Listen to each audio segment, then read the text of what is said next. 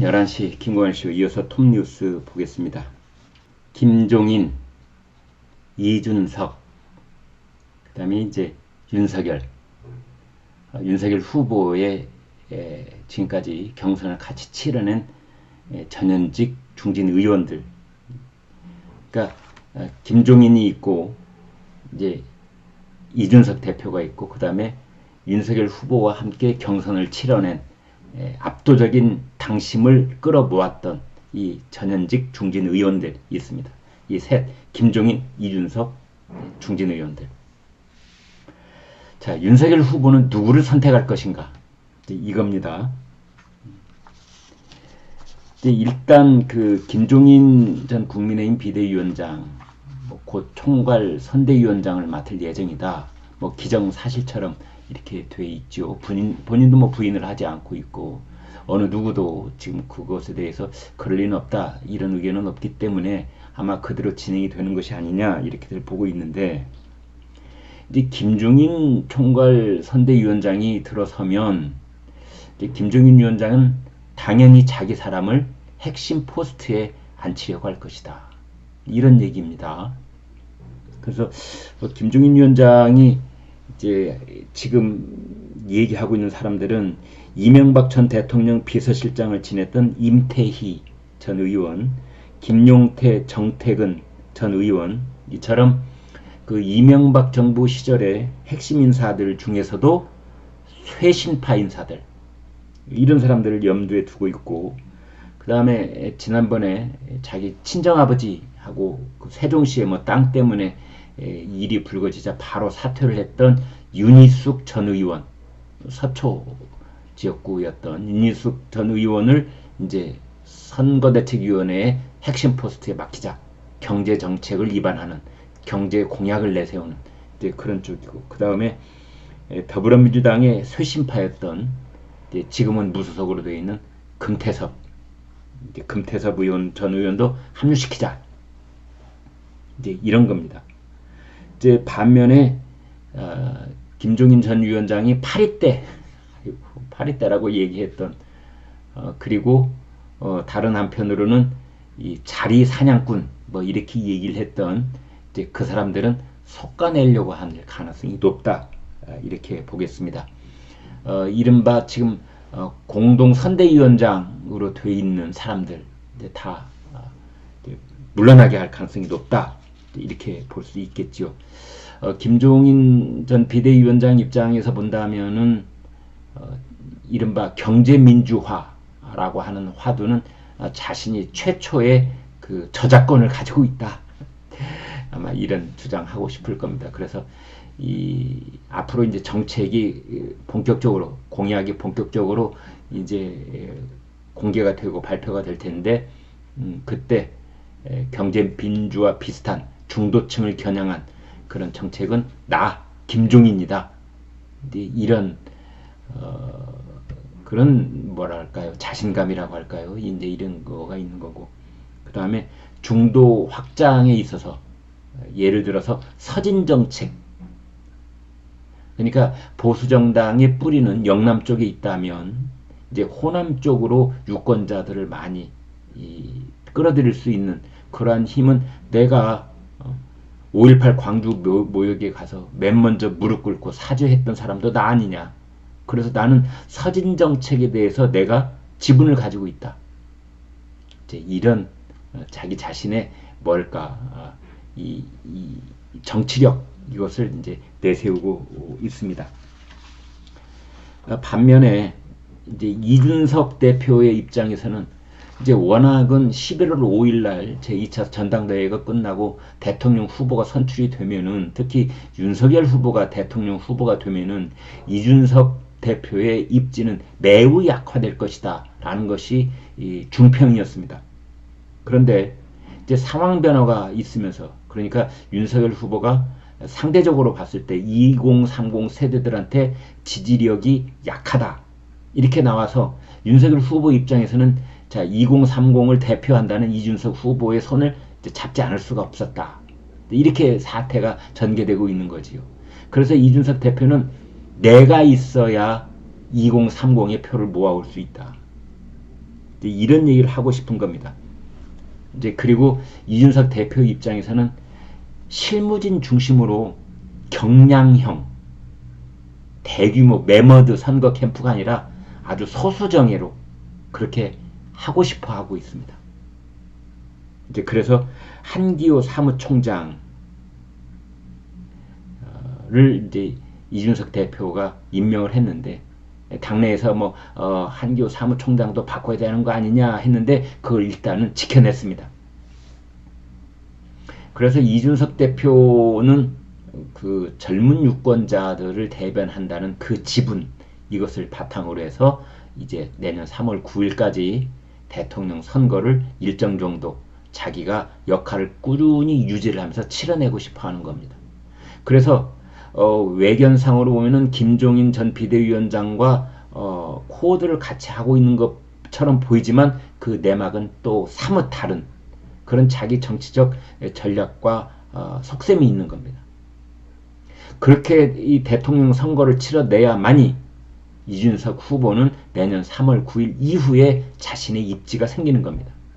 물론 그 중간 단계에서 뭐 서울 종로 보궐선거 국회의원 선거에 출마를 할 가능성, 그것은 여전히 열려있다, 이렇게 볼 수 있겠습니다. 그 다음 이제 세 번째, 윤석열 후보를 지금까지 서너 달 동안 이제 뭐 거의 오체투지하다시피 도와줬던 그런 전현직 중진 의원들이 있습니다. 뭐 주호영, 권성동, 뭐 장제원, 김태호, 그 다음에 거기 이름을 다 걸어놓고 있는 의원들, 국회의원들이 40명이나 된다는 거 아니겠습니까? 이제 그 중에는 박진 의원처럼 서울시장에 관한 꿈을 꾸고 있는 사람도 있고, 심재철 전 국회 부의장, 심재철 전 의원처럼 내가 지역구가 경기도니까 경기도지사, 이제 보궐선거 치르지 않습니까? 내년 3월 9일. 그러면은 국민의힘에서 경기도지사 후보는 나밖에 없다, 이렇게 생각을 가지고 있는 사람도 있을 거고, 뭐 유정복 인천시장, 뭐 이런 얘기도 지금 나오고 있죠. 이제 이런 상황입니다. 그런데 이 윤석열 후보 캠프에 있었던 전현직 의원들이 봤을 때, 중진 의원들이 봤을 때 김종인 위원장이 파리떼라고 하면서 자꾸만 몰아내려고 하니 이제 집단적으로 김종인 위원장에게 반발을 하는 그런 모양새가 갖춰져 있는 겁니다. 11시 김광일 쇼가 여기 대해서 저희들의 생각을 말씀을 드리겠습니다. 이런 현상은 언제 벌어지느냐? 대개 1등과 2등의 격차가 사뭇 벌어져서 당선 가능성이 높아지면 높아질수록, 그러니까 자기네 당, 자당 후보의 승리 가능성이 높아지면 높아질수록 자기의 지분을 확보하려는 내부 경쟁은 치열해질 겁니다. 그래서 김종인이냐, 이준석이냐, 중진 의원들이냐, 이 세 그룹이 치열한 경합을 벌이면서 최종적으로 윤석열 후보가 누구와 가장 강한 결속력을 갖고 대통령 선거를 치러낼지, 이게 관건이 되는 겁니다. 자, 그래서 그 많은 신문들이 이런 표현을 썼습니다. 윤석열 후보의 정치력이 시험대에 올랐다. 첫 번째 정치적 테스트가 시작됐다. 이런 국면을, 이 내홍을 겪고 있는 국민의힘의 4분 5열을 어떻게 하나로 모아 올릴 것이냐. 정치력을 1차로 테스트받게 됐다. 본격적인 정치인 윤석열 후보의 정치력 테스트가 시작됐다. 저는 이렇게 봅니다. 정치력이라고 하는 순간 일이 어그러질 가능성이 있습니다. 이건 정치력이 아닙니다. 과거에 그 지금까지 수십 년 동안 정치인이 해왔던 방식대로 하라고 윤석열 후보의 국민적 지지가 모아져 있는 게 아닙니다.